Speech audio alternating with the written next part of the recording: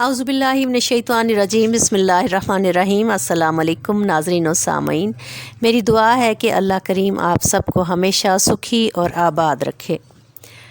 हज़रत वासिफ़ अली वासिफ़ की किताब हर्फ़ हर्फ़ हकीकत में आज जो मज़मून हम पढ़ेंगे उसका उन्वान है अमीर गरीब।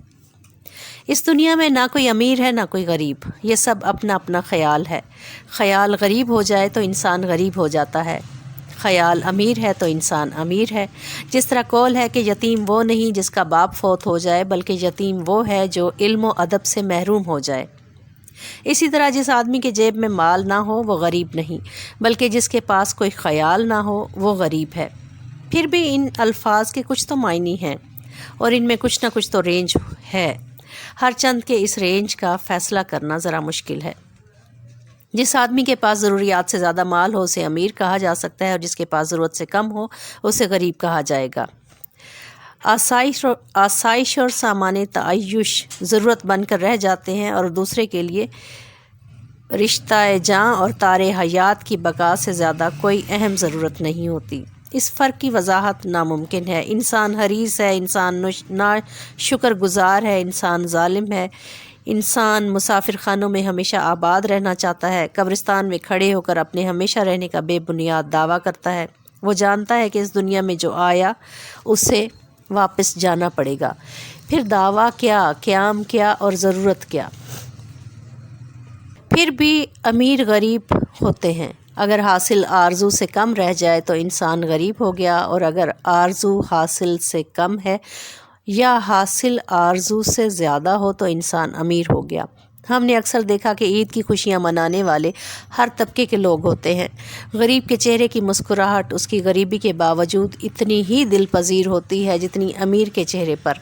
बल्कि अमीर की खुशी और खुश तबई नकली, बनावटी और गैर फितरी प्रोपेगंडा हो सकती है, और गरीब की खुशी उसकी रूह से फूट सकती है। दरअसल ईद की खुशी किसी माल से पैदा नहीं होती, ये तो रोज़ा रखने वालों के नसीब होती है। जिस इंसान ने रोज़ा ना रखा हो उसके लिए ईद की खुशी बेमानी है, एक समाजी और सियासी ज़रूरत है। वो जानता है कि वो इस खुशी के बारे में कुछ नहीं जानता जो सिर्फ़ रोज़ादार को रूहानी शगुफ्तगी और कुर्ब हक़ से नसीब होती है। अगर कुर्ब हक़ को ही दौलत समझ लिया जाए तो ज़ाहिर है उसका दुनियावी माल से कोई ताल्लुक़ नहीं, कतन नहीं। हम देखते हैं कि एक इंसान के पास माल होने के बावजूद उसकी ज़बान पर तंगी हालात का शिकवा रहता है। ज़्यादा की तमन्ना इंसान को अपने मौजूद हासिल से गाफिल कर देती है, और वो माल पर खुश होने की बजाय उस हसरत के लिए उदास हो जाता है जो सिर्फ़ एक ख़याल से पैदा होती है। इंसान चाहता है कि उसके पास कसरत हो, ज़्यादा से ज़्यादा, बस बढ़ता ही जाए उसका माल और फैलता ही जाए उसका अख्तियार। माल और अख्तियार की इफ़ादियत से नाआशना और उसके इबरतनाक अंजाम से बेखबर इंसान तारीख़ पर नज़र नहीं दौड़ाता। फ़िरौन माल और हुकूमत के बावजूद दीन और दुनिया में बर्बाद हो जाता है। मूसा अलैहिस्सलाम माल और अख्तियार की कमी के बावजूद अल्लाह के कुर्ब से नवाजे गए। अमीर कौन है, फ़िरौन या मूसा अलैहिस्सलाम? इस सवाल का जवाब कई मरतबा दिया जा चुका है। ज़िंदगी फ़िरौन की अपनी जगह, लेकिन अंजाम मूसा अलैहिस्सलाम का चाहिए तो इस ज़िंदगी से गुरेज़ करना पड़ेगा। फ़िरौन की ज़िंदगी फ़िरौन का अंजाम पाएगी, मूसा अलैहिस्सलाम की ज़िंदगी मूसा अलैहिस्सलाम का अंजाम पाएगी। इसमें कोई मुबालगा नहीं, कोई इस्तिस्ना नहीं। दुनिया की रंगीनी और निरंगी इसी बात में है कि कहीं रोशनी हो और कहीं अंधेरा, कहीं सूरज चमक रहा हो और कहीं सितारे जगमगा रहे हों, कहीं शेर धाड़ रहा हो, कहीं बकरी डर रही हो। बाज़ की ज़िंदगी कबूतर के गोश्त में है, इसमें कोई इस्तेहसाल नहीं, कोई जुल्म नहीं। बस इसी बात की एहतियात रहे कि गरीब को उसका हक़ ज़रूर मिलना चाहिए। ये हक़ है ज़िंदगी का, ये हक़ है दो मुसाफिरों के मिलकर सफ़र करने के प्रोग्राम का। फ़ानी को और फ़ानी पर फ़ोकियत का अख्तियार बाकी नहीं रहता। अमीर गरीब की मदद करे, उसको ज़िंदगी के रास्तों से आशना करे, उसके लिए वसाइल की दस्तरस रहने दे, ये नहीं कि उसकी ज़िंदगी के ज़राए मफलूज कर दे। अगर गरीब फाके से मर रहा हो तो अमीर यकीनन बदहज़मी से मरेगा और जल्द मरेगा। یوں دیکھا جائے کہ امیر اچھے بھی ہوتے ہیں اور برے بھی ہوتے ہیں، اسی طرح غریب اچھے بھی ہوتے ہیں اور برے بھی ہوتے ہیں۔ اچھا امیر بہت اچھا ہوتا ہے، غریبوں کا مونس ہوتا ہے، جاں نثار ہوتا ہے، ان کا خدمت گار ہوتا ہے، سخی ہوتا ہے اور غریبوں کے حقوق کا محافظ ہوتا ہے۔ وہ غریبوں کے مال کا امین ہوتا ہے، غریبوں سے محبت کرتا ہے، ان کی خدمت کرتا ہے، ان میں خزانے تقسیم کرتا ہے، پیاسے غریبوں کو چشموں تک پہنچاتا ہے، سیراب کرتا ہے اور ان کی خدمت پر مامور ہو جاتا ہے۔ اس کے برعکس برا امیر بہت ہی برا ہوتا ہے، وہ دولت مند ہونے کے باوجود خوف پیدا کرتا ہے، اور جس نے خوف پیدا کیا وہ خود خوف زدہ ہی رہا۔